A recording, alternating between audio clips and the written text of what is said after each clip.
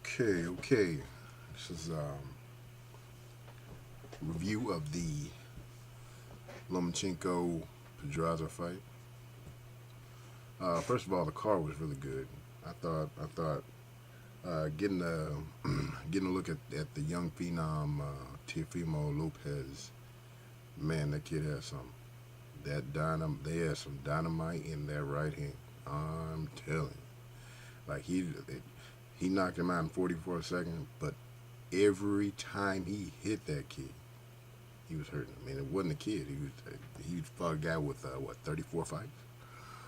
Every time he hit him, every time he hit that dude, he hurt him.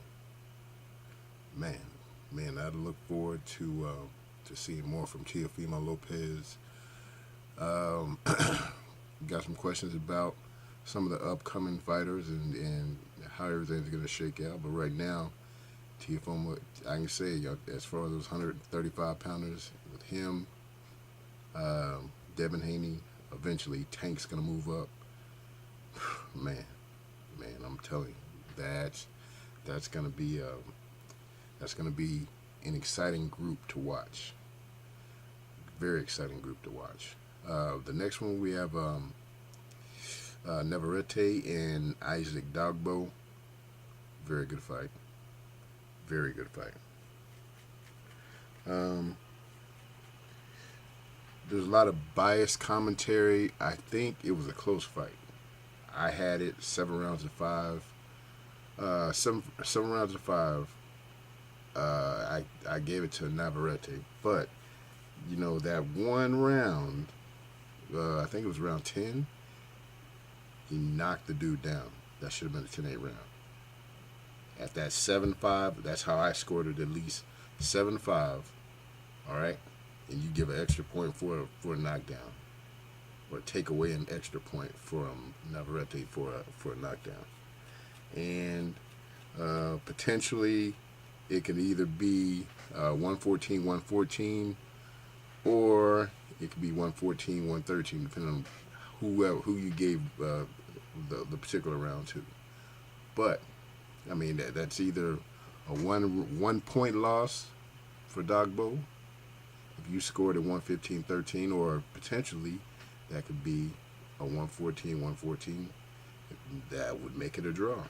But it was a competitive fight. Young man showed class. Navarrete seems like he's the real deal. He did the body work, man. He hurt him with a body shot in the second round. And I think that was one of the biggest differences during the fight. Dogbo, halfway through the fight, he came back and showed real grit. He worked the body the entire fight.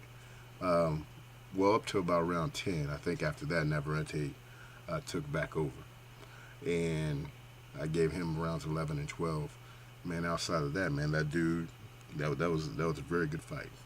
For 10 rounds, a good fight. Giving Navarrete the last two. Of course, I had it 5-5, 7-5 for Navarrete. And, well, like I said, that should have been a 10-8 round. So, no complaints with the decision, though. I thought it was a fair decision. I thought Navarrete won the fight. I just thought it was not, the top rank. I mean, but hey, if I put up money for the card, they better talk up my guys too. So I understand the biasness of the judges and how it relates to business. Now for the big one, Vasyl Lomachenko against Jose Pedraza. Man, good fight. Good fight. Lomachenko is just so damn skilled. It's ridiculous. He's so skilled. Man, he looked good tonight, man. He looked good. But one thing that the accumulation, it kind of reminds me of Pacquiao. At the lower weight classes, he wins by an accumulation of punches. Like, he wears those guys down. He wears them down. Vasyl Lomachenko does not. And I repeat, does not have knockout power. Alright? Some people get knockouts from accumulation of punches. Sometimes you're just mentally wearing people down. But I'm telling you, Vasyl Lomachenko, at least at 135, does not have a knockout punch. That's one potential problem. I see when you're asking for that Mikey Garcia fight, and we don't know what's going to happen with this Errol Spence deal, but whenever you're asking for that Mikey Garcia fight, how are you going to handle?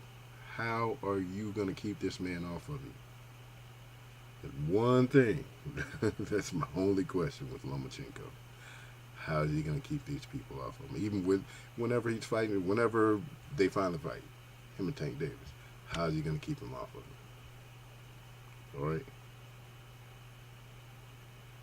Skills, I understand. But I'm a very big proponent of power.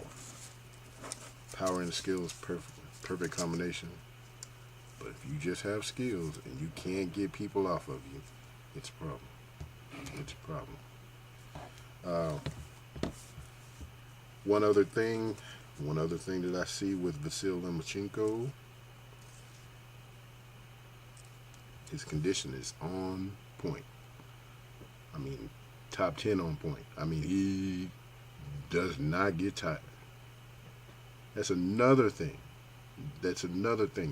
He's hitting people the same way in round 1 that he is, in particular in this fight, in round 11. He's hitting them the same way. Now, you can handle that punch. It's not a problem in round 1. How many first round knockouts do you see? Not very many, if any. It's the accumulation of punches and that mental fatigue from him staying directly on your ass for the entire fight. Now, I'm telling you, bro, it's going to be a problem. It's going to be a problem when he gets in with a big puncher. It's going to be a problem. All that little cute shit, all them little tricks, because Pedraza don't have power. And Pedraza gave him a very good fight. And he couldn't get Pedraza out of there. And I would consider Pedraza feather-fisted. If we all remember what happened with Tank, it was a 7-round knockout. All right?